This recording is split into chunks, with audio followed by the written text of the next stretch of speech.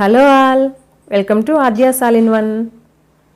నోరూరించే దోసకాయ పచ్చడి రోట్లోనే కాదండి, మిక్సీలో వేసినా ఎలాంటి రుచి మారకుండా ఉండాలంటే నేను ఇప్పుడు చూపిస్తున్న ప్రాసెస్లో చేసుకోండి. చాలా రుచిగా ఉంటుంది. ఇది అన్నంలోకే కాదండి, టిఫిన్స్లో కూడా చాలా టేస్టీగా ఉంటుంది. ఈ దోసకాయ పచ్చడిని ఎలా తయారు చేసుకోవాలో చూపిస్తాను, చూడండి. ముందుగా ఈ పచ్చడి కోసం ఒక మీడియం సైజు దోసకాయ తీసుకున్నానండి. దీన్ని శుభ్రంగా కడిగి తొక్క తీసుకోవాలి. తర్వాత దీన్ని చిన్న చిన్న ముక్కలుగా కట్ చేసుకోవాలి. మరీ పెద్దగా కట్ చేయకూడదు. మీకు చూపిస్తున్నాను కదా, ఈ సైజులో ఉంటే సరిపోతాయి ముక్కలు. ఇప్పుడు స్టవ్ వెలిగించి ప్యాన్ పెట్టి అందులో 2 స్పూన్స్ వరకు ఆయిల్ వేసుకోవాలి.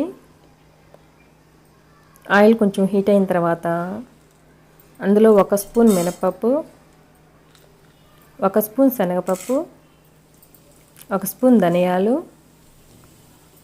చిటికెడు మెంతులు ఇవి వేసి ఒకసారి కలుపుకోవాలి.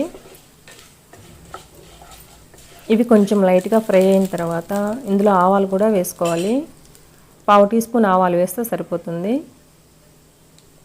ఈ ఆవాలు అనేది మినపప్పుతో పాటు వేయకూడదండి, త్వరగా మాడిపోతాయి ఇవి. తర్వాత ఇందులోనే ఒక 7-8 ఎండుమిర్చి వేసుకోవాలి. ఇవన్నీ బాగా వేగిన తర్వాత ప్లేట్లో కానీ మిక్సీ జార్లో కానీ వేసుకోండి. ఇవి చల్లారబెట్టుకోవాలి. తర్వాత ఇదే ప్యాన్లో ముందుగా కట్ చేసి పెట్టుకున్నాం కదా దోసకాయ ముక్కలు, అవి వేసుకోవాలి. వీటిని ఒక 5 నిమిషాలు ఉడికించుకుంటే సరిపోతుంది. మూత పెట్టి ఒక 5 నిమిషాలు మగ్గించుకుందాము దోసకాయ ముక్కలన్నిటిని.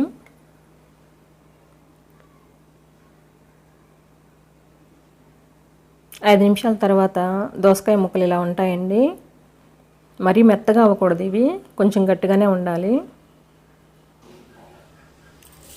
తర్వాత ముందుగా వేయించి పెట్టుకున్నాం కదా ఎండుమిర్చి, అందులోనే 1 స్పూన్ జీలకర్ర, ఉప్పు, 10 వెల్లుల్లి రెబ్బలు, చింతపండు వేసి గ్రైండ్ చేసుకోవాలి. గ్రైండ్ చేసుకున్న తర్వాత మనకి ఇలా వస్తుంది పౌడర్ అనేది.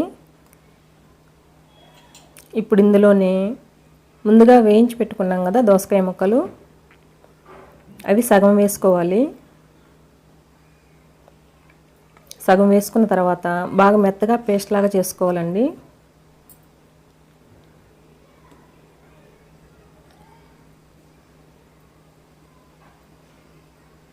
ఇప్పుడు ఇందులో మిగతా సగం ఉన్నాయి కదా దోసకాయ ముక్కలు, అవి వేసుకోవాలి.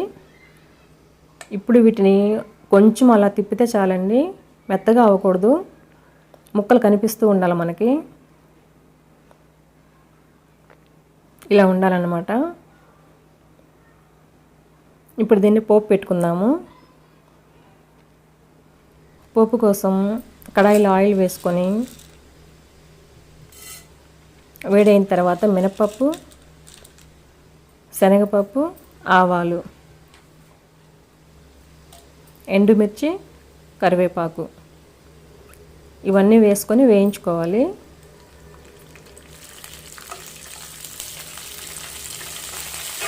ఇవి వేగిన తర్వాత ఇందులో కొంచెం చిటికెడు పసుపు వేసుకోవాలండి. ఇంగువ ఇష్టపడే వాళ్ళు ఇంగువ కూడా వేసుకోవచ్చు. ఈ పోపంతా వేగిన తర్వాత మిక్సీ పట్టుకున్నాం కదా పచ్చడి, దాన్ని ఇందులో వేసుకోవాలి. ఇందులో వేసుకున్న తర్వాత 1 నిమిషం పాటు వేయించుకోవాలి.